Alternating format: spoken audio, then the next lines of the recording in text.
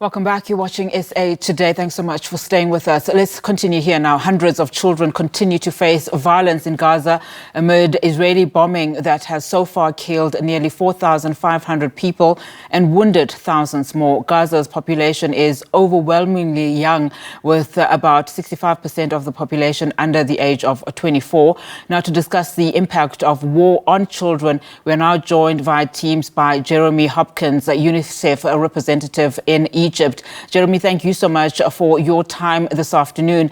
Now, we've obviously seen these horrific images, coming out of Gaza, injured children, some even dead or dying. Just talk to us about how dire this situation is from your vantage point. So the situation is indeed dire, and that's a word we would use, or I would call it catastrophic. We know that there are 1 million people have been displaced, 300,000 children are displaced. And if I may talk about what that means you have 1 million people who are not living in their homes. And three of the critical needs, I should say, are water, food, and medicine. And if we look at water, which is a sector that UNICEF specializes in, to live in health and dignity, you have the right to 50 liters of water.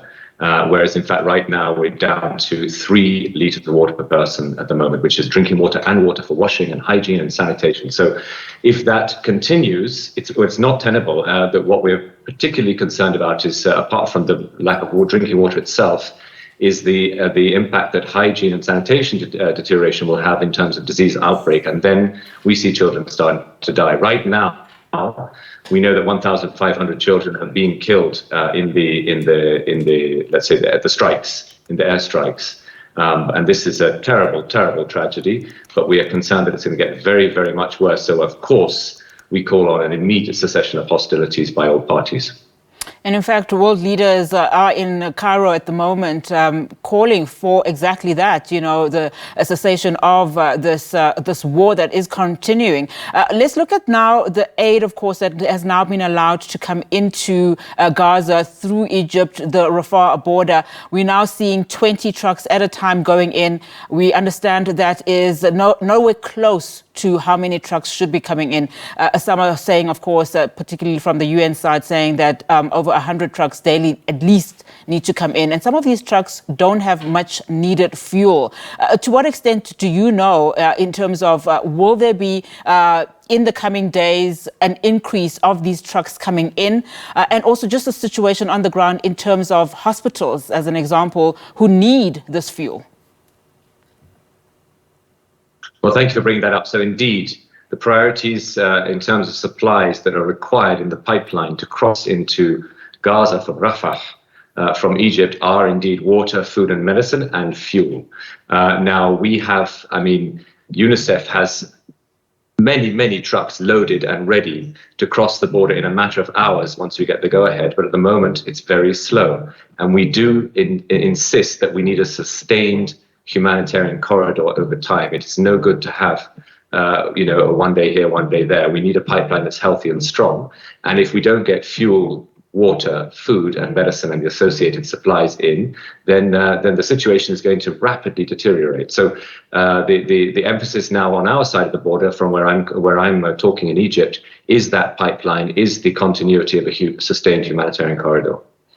One of the representatives from Gift of the Givers, who is based in the West Bank, was basically describing the situation, saying it's tantamount, to ethnic cleansing. So, just as a representative from UNICEF and talking particularly here about children, some of the pictures that we are seeing are harrowing. A little boy who had to say goodbye to his even younger brother, cutting out a piece of his hair so that he can have something that he can remember his brother by. It's just one of those harrowing pictures that we are seeing.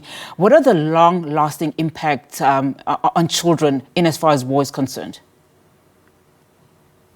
Well, indeed, and the pictures are harrowing. Very, very distressing, and our hearts go out to the victims of every single child and every single person directly impacted by this terrible, terrible situation. To answer your question, a part of the response that's ongoing already, we have a team in Gaza, a UNICEF team, apart from provisioning the health centres and the water systems with the dwindling spare parts to keep them functioning.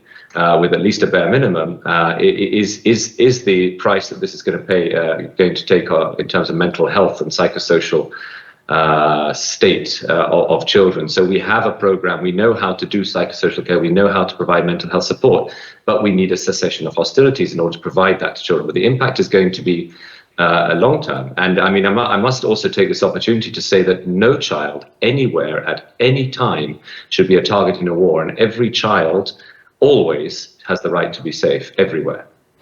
I mean, we're hearing, of course, from Israel saying that they will not stop until Hamas is removed, whatever that means. But essentially, the bombardments in Gaza will happen. So that means that the longer this continues, the longer the impact is for the child. What are your hopes here in terms of that ceasefire to allow that much needed, interventions from organizations like UNICEF, organizations like yourself?